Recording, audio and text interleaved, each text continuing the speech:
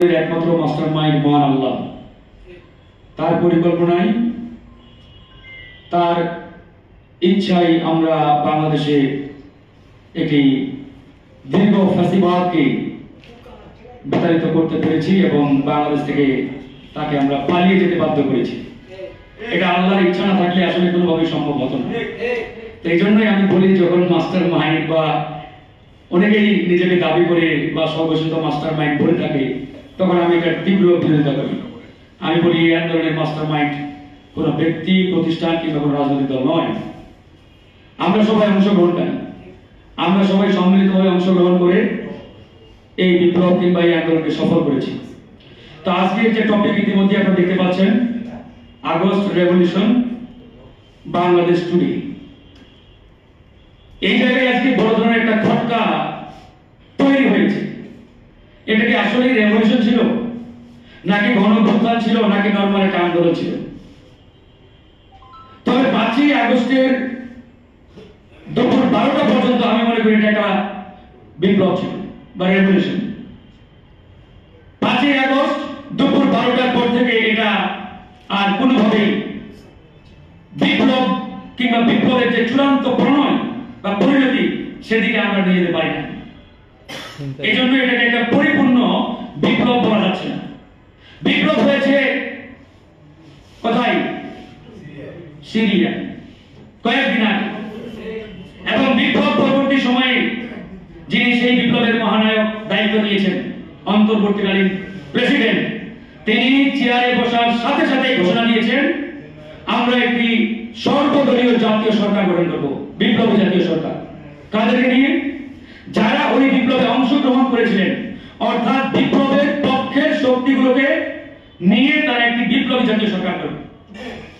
এবং তিনি চেয়ারে বসার প্রথম অর্ডারে যারা বিপ্লবের বিরুদ্ধে শক্তি ছিল, সরাসরি জনগণের বুকে গুলি চালিয়েছে, তাদের অনেককে ফাঁসিও দিয়ে দিয়েছেন। এক অর্ডারে 35 জন খুনিকে ফাঁসি দিয়েছেন। আপনি একই জায়গায় বাংলাদেশকে মাপেন, এখন পর্যন্ত ফাঁসি তো দূরে থাক, গ্রেফতারি মানে খুব বেশি হলে 2% হবে।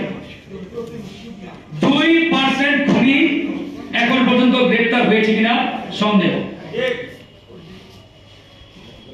আরো বড় দুঃখের বিষয়, আজকে আওয়ামী সন্ত্রাসীরা লিফলেট বিতরণ শুরু করেছে।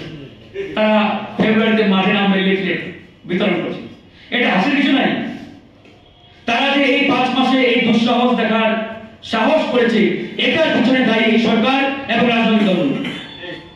আমাদের অতি উদারতা, নীরবতা, মানবতা এসব দেখানোর কারণে এগুলো তো আওয়ামী লীগ দিনকে দিন শক্তিশালী হচ্ছে এবং মাঠে নামার দুঃসাহস দেখাচ্ছে।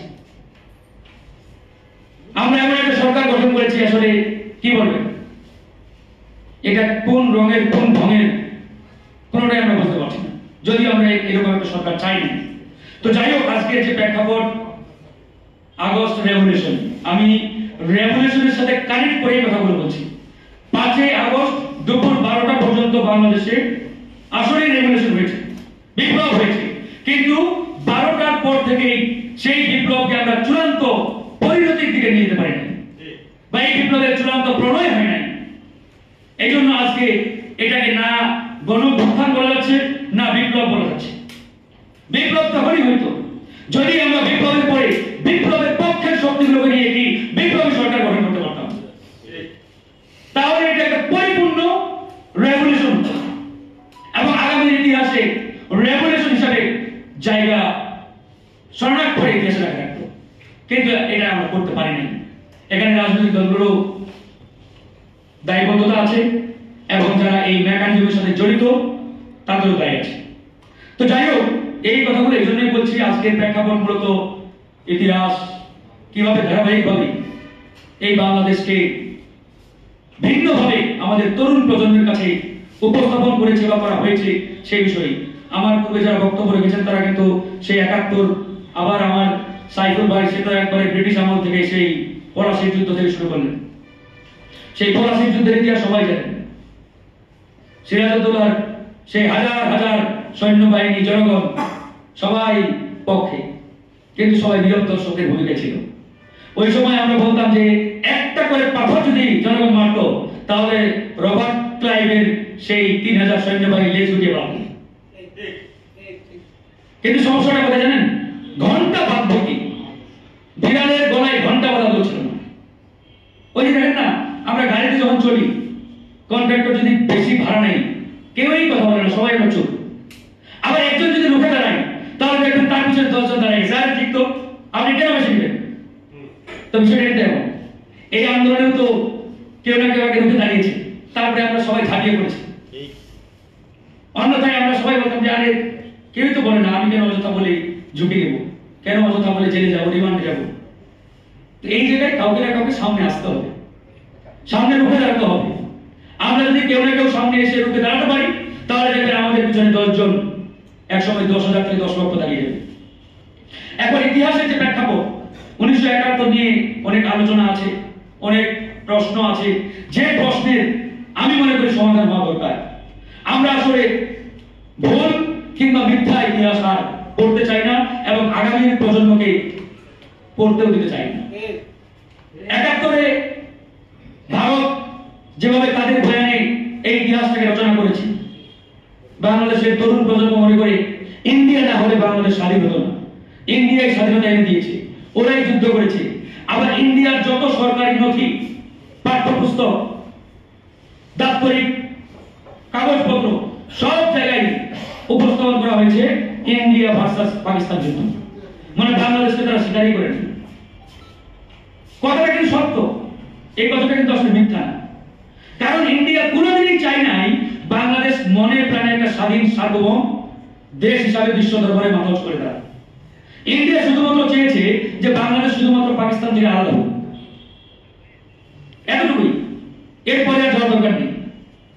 পরেরটা আমরা দেখবো, মানে ইন্ডিয়ার সেন্টিমেন্ট ছিল এরকম, পরেরটা আমরা দেখবো, মানে পরে হচ্ছে বাংলাদেশ আমাদের পেটেই থাকবে। তো এর মানে তো ভাই স্বাধীনতা না। স্বাধীনতা মানে কি? স্বাধীনতা মানে বিশ্ব দরবারে আমরা মাথা উঁচু করে দাঁড়াবো, চোখে চোখ রেখে কথা বলবো, কোন দেশ আমার দেশের স্বাধীনতা সার্বভৌমত্বের উপরে আঘাত করতে পারবে না, এটা মানে স্বাধীনতা, এটা মানে ইন্ডিপেন্ডেন্স। কিন্তু ইন্ডিয়া কি চেয়েছিল? চাই না। ইন্ডিয়া চেয়েছে শুধুমাত্র বাংলাদেশ পাকিস্তান থেকে আলাদা হবে, তারপরে আমাদের পেটে ঢুকে যাক, আমাদের উপরে ডিপেন্ডেন্ট হয়ে যাক, নির্ভরশীল হয়ে যাক, যেটা পরবর্তী 54 বছর হয়েছে। তো এই জন্য এটাকে আমরা পরিপূর্ণ স্বাধীনতা বলতে পারি না। তবে আমরা 71 অস্বীকার করছি না, 71কে অস্বীকার করার কোনো সুযোগ নেই। কিন্তু 71-এর সঠিক ইতিহাসটা জানতে হবে, এবং এই ইতিহাস আগামী প্রজন্মের কাছে তুলে ধরতে হবে। অন্যথায় আমরা এদের কাছে সারা জীবন দায়বদ্ধ থাকবো। এজন্য আমরা বলেছি 71 থেকে 24 প্রত্যেকটি ঘটনার পুঙ্খানুপুঙ্খ একটি সঠিক ইতিহাস জাতিকে আমাদের জানাতে হবে। অন্যথায় ভারতীয় বয়ানে মুক্তিযুদ্ধের ইতিহাস লিখবে, পাকিস্তান পাকিস্তানের বয়ানে লিখবে, অন্যান্য শক্তিগুলো তাদের বয়ানে লিখবে। আমরা আসলে এরকম এক একজনের বয়ানে এই ইতিহাসকে আমরা দেখতে চাই না। আসল কি ঘটনা সেটা জানতে হবে, এবং পাকিস্তান কেন ভূমিকা করেছিল এটার একটা যৌক্তিক কারণ আছে, সেই কারণটাও জানতে হবে, এটা আপনারা সবাই জানেন। তো যাই হোক, আমি আর সেদিকে আমার এই বক্তব্য লং করতে চাই না। আজকে শুধু একটা কথাই বলতে চাই, এই যে আগস্টের আমাদের রেভলিউশন বা বিপ্লব, এই বিপ্লব আজকে একবারে বেহাত হতে চলেছে, একবারে বেহাত হওয়ার পথে আমি বলতে পারি।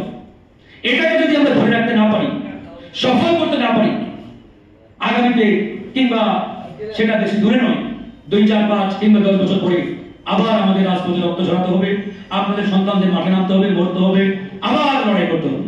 তার মানে আমরা এমন একটা জাতিতে পরিণত হয়েছি, আমাদের জীবনটাই হচ্ছে রক্ত দেওয়ার, লড়াই করার, জীবন দেওয়ার একটা চলমান প্রক্রিয়ার মতো। এইভাবে আসলে একটা জাতি চলতে পারে না। একটা জাতিকে এই জায়গায় স্টপ হতে হবে, থামতে হবে। কিন্তু সেই থামতে আমরা পারছি না। 71 অসংখ্য মানুষ জীবন দিলেন, আবার 90 সালে এসে জীবন দিতে হলো, আবার 24-এ এসে প্রায় 2017 জনতা জীবন দিলেন।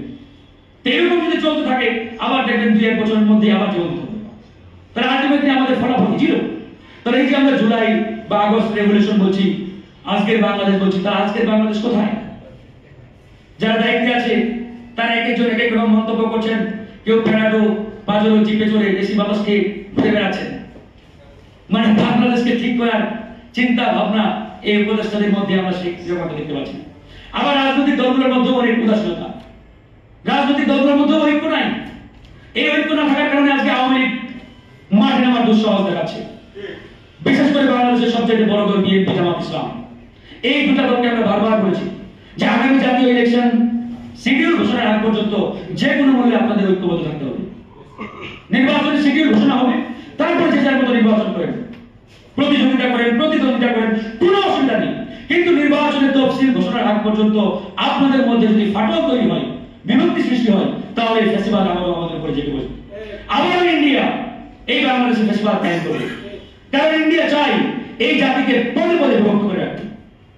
কারণ ইন্ডিয়া ভালো করে জানে এই বাংলাদেশের নাগরিকরা বিভক্ত হলেই ইন্ডিয়ার আধিপত্যবাদ চলবে। আমরা ঐক্যবদ্ধ থাকলে ইন্ডিয়াকে কিচ্ছু করতে পারবে না। এবার দেখছেন না আমাদের সীমান্তে বিএসএফ নাকে খত দিয়ে সেদিন ক্ষমা চাইছে, একটা খুবই রাখতে পারে নাই। আমাদের এই বিডিআর, আমি বিজেপি বলবো না, বিডিআর আমাদের এই বিডিআর রুখে দিয়েছে এবং পরিষ্কার হয়ে বলেছে একটা খুঁটি আমাদের সীমান্তে গাড়তে পারবে না, পারে নাই। বিগত 17 বছর এই বিজিবি ভারত কর্তৃক দেওয়া নাম, এরা সীমান্তে বিরাট হয়েছিল আমাদের। ভারত পাখির মতো গুলি করে মারলেও একটা টু শব্দ করে নাই। আজকে কিন্তু তারা আবার উঠে দাঁড়িয়েছে। কেন?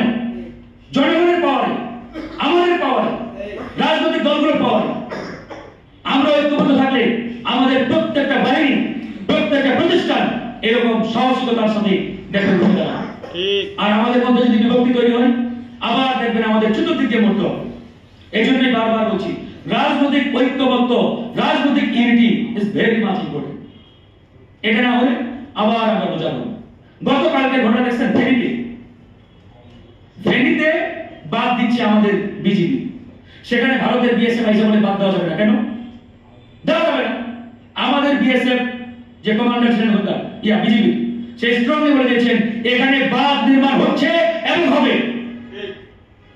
তোমরা বলো আর কি আটকাতে পারে না, বাঁধ হচ্ছে, ব্যাপার বলতে আসছে। এই যে আমাদের সীমান্তরক্ষী বাহিনী সীমান্তের বাঁধ হয়ে আজকে আবির্ভূত হয়েছে, এটা আমাদের কারণে। এই জন্য আমরা এর আগে বলেছি যে আমাদের এই সীমান্তরক্ষী বাহিনীটা বিজিবিতে রাখতে হবে, এটাকে বিডিআর এ পরিণত করতে হবে। বিডিআর হচ্ছে সীমান্ত বাঁধ, আর বিজিবি তো বানিয়েছে ওই পিলখানার যে হত্যাকাণ্ড ভারতীয় পরিকল্পনায়, তার মাধ্যমে ভারতেই নামটা দিয়েছে। এই জন্য আমি বিজিবি একবারও বলি না, আমি সবসময় বলি বিডিআর, আমাদের সীমান্তরক্ষী বাহিনী বিডিআর, নো বিজিবি। তো যাই হোক, সেদিকে আর কথা বাড়াবো না। আপনার এখানে অনেক আলোচক বৃন্দ রয়েছেন, আপনারা বক্তব্য রাখবেন। আমার একটাই আহ্বান, আসুন আমরা অন্তত এই দেশকে রক্ষার জন্য, দেশের স্বার্থে যে কোনো মূল্যে আমাদের ঐক্যবদ্ধ থাকতে হবে। আমি হয়তো গণ অধিকার পরিষদ করি, বিভিন্ন রাজনৈতিক দলের নেতা, কেউ বিএনপি করে, কেউ জামাত করে, হোয়াটএভার, সবার উপরে দেশ, সবার উপরে জনগণ। এই জিনিসটা যদি আমাদের মাথায় থাকে, তাহলে আলটিমেটলি আমরা সবাই ভালো থাকবো। অন্যথায় দেশ বিপদে পড়লে আপনি হন বিএনপির বড় নেতা, জামাতের বড় নেতা, সবাইকে মরতে হবে, সবাইকে ক্ষতিগ্রস্ত হতে হবে। এই জিনিসটা যদি বুঝতে না পারি, কিচ্ছু করার নেই। আমি নবীন, আপনারা প্রবীণ, সমস্যা নেই।